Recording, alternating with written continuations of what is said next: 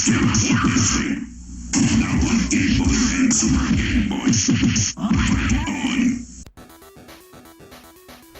there, you sexy beasts. Welcome back to the Game Boy Chronicles. Today we're going to be taking a look at another Pocket Fighter. A much better example of a Pocket Fighter than fucking Street Fighter 2 was. Obviously, it's Killer Instinct.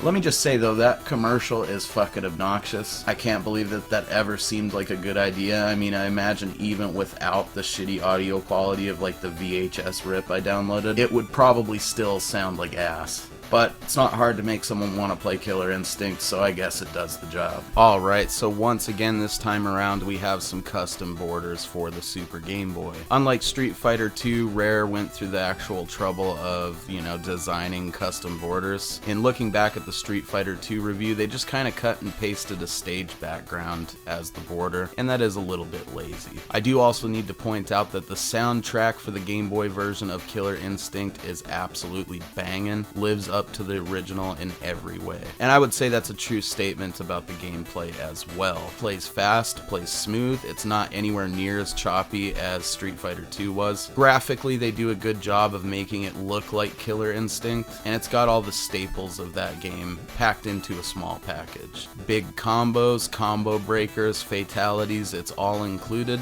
and boy is it easy to pick up and just start flowing on it again like you would if you're playing the actual console version of the game. That's one thing I was most impressed about. They work in that style of gameplay into a 2-button setup beautifully.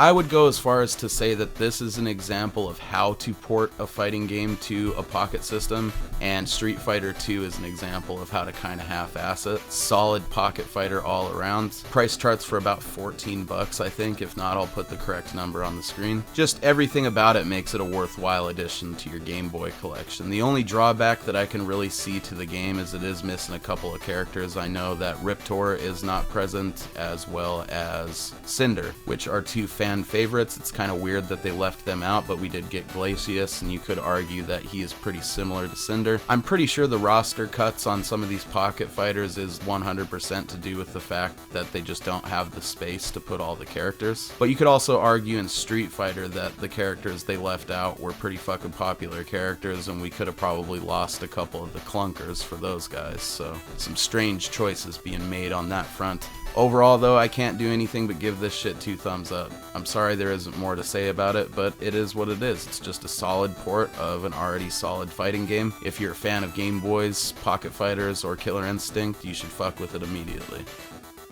It's a shame that they didn't try a lot harder with Street Fighter 2.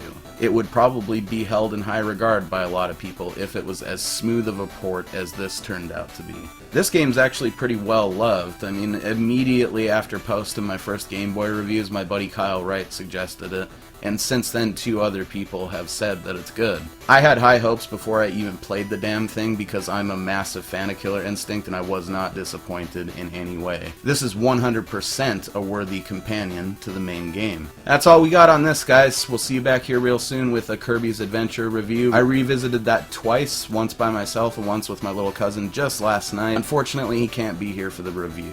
But shouts out to you, Lance. It was awesome watching you beat that game. We'll have to knock down some more games here real soon.